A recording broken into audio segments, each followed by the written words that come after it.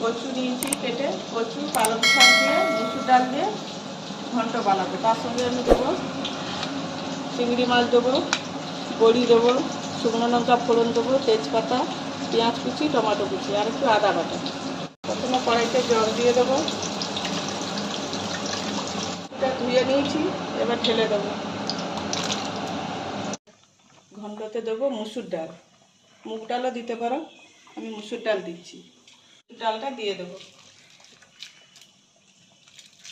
পালং শাকটাকে ছোট ছোট করে কেটে ধুয়ে নিয়েছি, পালং শাকটা দিয়ে দেবো।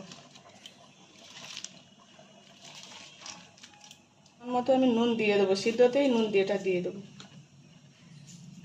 হলুদ দেবো। পালং শাক সিদ্ধ হয়ে গেছে, কচু কচু সুন্দর সিদ্ধ হয়েছে, ডালও সিদ্ধ হয়ে গেছে। গ্যাসটা বন্ধ করে দেবো। হয়ে গেছে, ঢেলে দেবো। প্রথমে আমি চিংড়ি মাছটা ভেজে নেবো। হয়ে গেছে, তেল দিয়ে দেবো, অল্প করেই দেবো। আপনারা দেখতে থাকুন আমি কীরকম কচু আর পালং শাক ডাল দিয়ে ঘন্ট বানাই। প্রথমে চিংড়ি মাছটা ভেজে নেবো। চিংড়ি মাছ লাল লাল করে ভেজে নিয়েছি, এবার তুলে নেবো।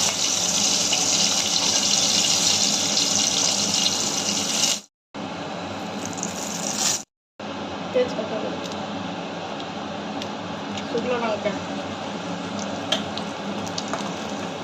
বড়িটা ভেজে নেবো,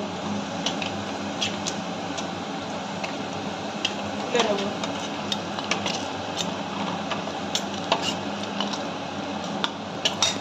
ফোড়ন দেবো, পেঁয়াজ কুচি দেবো, টমাটো কুচি,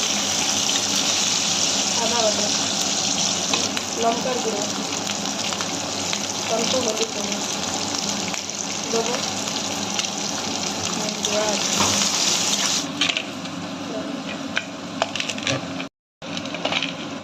বড়ি দেবো, চিংড়ি মাছ, সিদ্ধ করে রাখা ডাল, কচু আর পালং শাক দিয়ে দেবো, সব দিয়ে দেবো।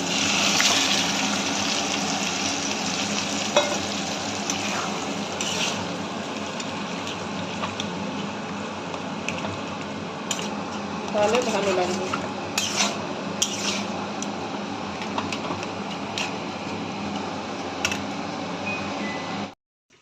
একটু জিরে গুঁড়ো দেবো, অল্প জল দেবো, ব্যাস আর দেবো না। পালং শাক ডাল কচু আছে তাই আমি অল্প করে একটু চিনি দেবো, বেশি না অল্প দেবো, এই এতটাই দেবো। উপরে আমি একটু ভাজা গরম মশলা দেবো। এইভাবে আপনারা বানিয়ে খেয়ে দেখুন, ভালো লাগবে। হয়ে গেছে, ঘন্ট রেডি হয়ে গেছে। আলুটা আমি দেব।